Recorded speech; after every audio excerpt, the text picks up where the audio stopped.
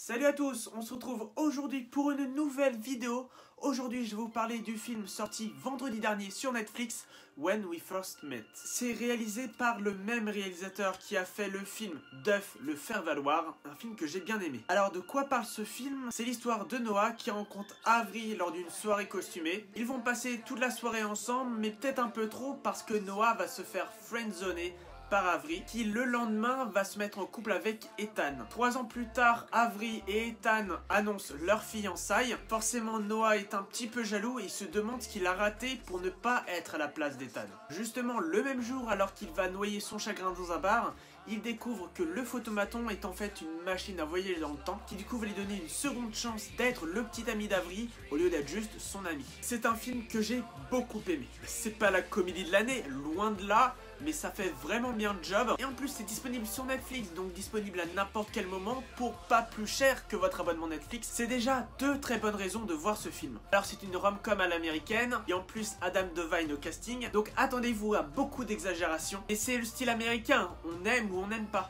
Pour ma part j'ai beaucoup aimé. Là du caractère comique du personnage de Noah qui va du coup avoir plusieurs chances pour du coup essayer d'arriver à ses fins. Donc essayer de passer pour le gendre idéal, pour l'homme solide, essayer de passer pour le connard de service. Le film tente plein de choses et je retrouve que ses retours dans le temps sont vraiment très réussis. D'autant plus que le film se sert d'une astuce très bien trouvée de ne pas faire revenir le personnage de Noah 3 ans en arrière pour lui montrer toute sa vie. Après son passage dans le photomaton, il se retrouve 3 ans dans le passé, et ce jour-là passé, on le retrouve 3 ans plus tard, donc de nos jours, avec du coup les conséquences qu'il y a eu 3 ans auparavant. Ça permet de montrer au personnage que ses actions ont des répercussions directes, et ça permet également au spectateur de suivre l'histoire sans être vraiment perdu et sans que ça soit trop long. Alors c'est une comédie américaine, ça va pas chercher forcément loin, et si vous aimez ce genre de film, vous aimerez When We First Met. Parce que c'était cool, c'était fun, les acteurs sont sympas, et le voir sur Netflix c'est pas du tout une mauvaise chose, parce que ça permet de le voir plusieurs fois, et ça permet aussi au film de toucher un plus grand public. Vous allez le voir, si vous aimez pas, bah c'est pas très grave, c'est pas grave, votre abonnement Netflix de toute façon il vous sert pour autre chose, donc au pire vous avez juste perdu 1h30 de votre temps. Je ne peux donc que vous conseiller de voir When We First Met,